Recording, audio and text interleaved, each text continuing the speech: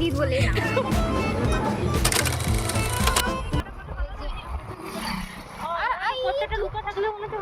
সেই বটে এই যে বেরিয়ে পড়েছি ঘুরতে ঘুরতে লাগছে আসলে আমরা ঘুরতেই না। আমাকে দেখে মনে হচ্ছে আমি একটা করেছি তোমাকে দুটো উন্নয়ন নিয়েছি গাইস। আমি একটা নিয়েছি গাইস, আমি ভুল করলাম এতক্ষণ মনে হচ্ছে। আমার মুখে প্রায় 5 ডবল জিনিস আছে গাইস। মেকআপ এলো মানে আমরা পৌঁছে গেছি এবারে ভিতরে ঢুকবো।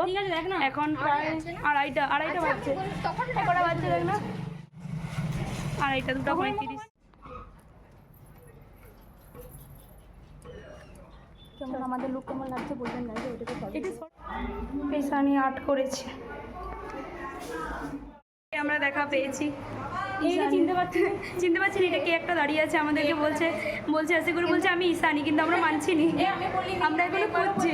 হ্যাঁ আমরা বলেছি কাকিমা স্কুলে দিই বলে না।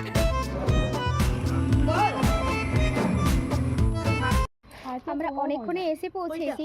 আমরা এখন গিয়েছিলাম খাওয়া দাওয়া করতে, কারণ অনেক টাইম হয়েছে। আমরা এসে পড়েছি অনেক দেরিতে। আর ওই প্যান্ডেলটা দেখাচ্ছে মনে কিছুটা দূরে ঈশানীর বাড়িটা, যেখানে আমরা এখন যাচ্ছি। আপনাদের সাথে দেখা হবে পরে। খাওয়া দাওয়া কমপ্লিট। এবারে আমরা যাচ্ছি ঈশানীর আইবুড়ো ঘর যেখানে হচ্ছে সেখানে উঠবো, মানে ছাদে। আমার কালারটা একে অপরের পরিপূরক দেখাচ্ছে। এটা হচ্ছে ঈশানীর সাথে, ঈশানীর বিয়ের প্যান্ডেলের সাথে ম্যাচ করে উষা পরে আসেছে। সত্যি এত রোদে মনে হচ্ছে ওর এখানে ছবি তুলবো, বিয়ের দিন আমরা আসবো আবার এখানে হবে। এটা আমার বাড়তি মনে হচ্ছে বোতল নিয়ে আসে আমার জন্য যেন একটা দুটো কথা বলি। আমার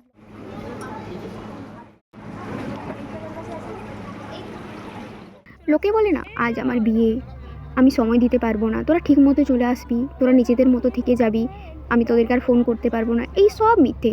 যদি কারো জীবনে কেউ গুরুত্বপূর্ণ হয়ে থাকে, সে টাইম দেবে, সে তোমাদেরকে অনেক অনেক টাইম দেবে। অবশ্য তখন আমরাও তার সিচুয়েশন বুঝতে পারবো। সেম আমাদেরও হয়েছে। সত্যি বলতে এরকম বন্ধুত্ব অটুট থেকে যাক। গুরুত্ব দেওয়ার হলে সময়ের অজুহাত দেবে না, সে গুরুত্ব ঠিক দেবে। যদি কখনো কাউকে মনে হয় তাকে মন থেকে থাকতে হবে, অবশ্যই সেটা হয়। কেননা আমরা যখন পৌঁছেছিলাম ঈশানীর আইবুড়ো ভাতে, তখন ওর রিচুয়াল পুরো শেষের মুহূর্তে।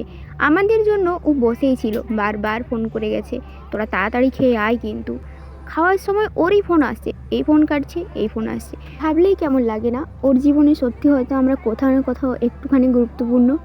কেননা এক ঘর লোকের সামনে যেখানে ওর রিচুয়াল, ও সেখানে আমাদের জন্য বসে আছে। বন্ধুত্বের কথা কেনই বা বলবো না। অনেকেই হয়তো আমাদের এই বন্ধুত্ব দেখে বলে আমরা নাকি ঈশানীর ফ্যান, ঈশানী না কোথাও গেলে আমরা যাই না। ঠিকই, একদম ঠিক। আমরা তিনজন খুবই ভালো বন্ধু।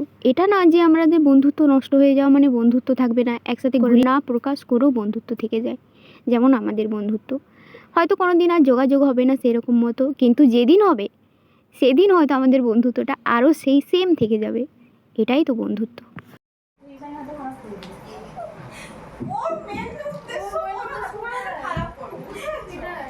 এখানে উষা বাজে কথা বলছে, সেটা হচ্ছে ঈশানীর বাজে কথা, মানে বলছে যে ঈশানী খারাপ করে দিতে বলছে।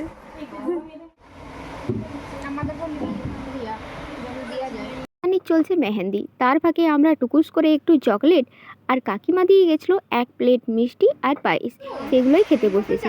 আর ওকে আমরা লোভ দেখাচ্ছি, ও তো কিছু খাবেই না।